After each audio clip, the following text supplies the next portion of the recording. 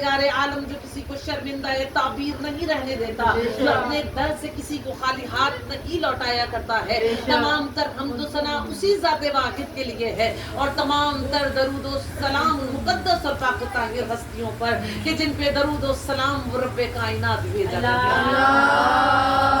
आज ये फर्शे अज़ा जिस हस्ती के नाम की बिछी हुई है वो बहुत बुलंद है, बहुत आला है, बहुत औला है, बहुत अफजल है, सबसे मुनफरिद है, सबसे बाकमाल है, सबसे फजीलत वाली है।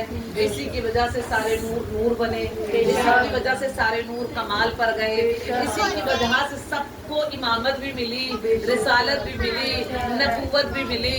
सब जलवा गर हुए हैं तो सिर्फ इस एक हस्ती की वजह से। और बहुत चुनीदा हैं आप लोग, बहुत मखसूस हैं आप लोग, बहुत खास हैं आप लोग, बहुत चुने हुए हैं आप लोग कि जो फर्शे अज़ाए फातिमा पर आ गए।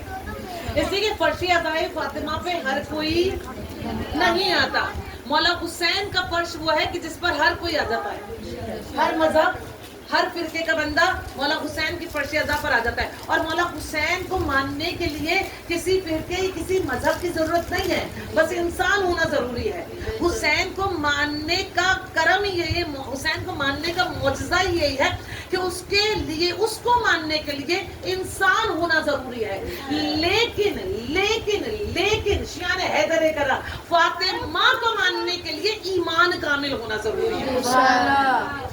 जैसे कि फातिमा की फर्श अज़ा पर कोई नहीं आ सकता जब तक कि बुलावा ना हो, जब तक कि हिदायत ना हो, जब तक कि मारिफत ना हो, जब तक कि चुना ना हो। शियान हैदर कर रहा इसलिए कि हर कोई फातिमा के कातिलों पर लानत कर नहीं सकता।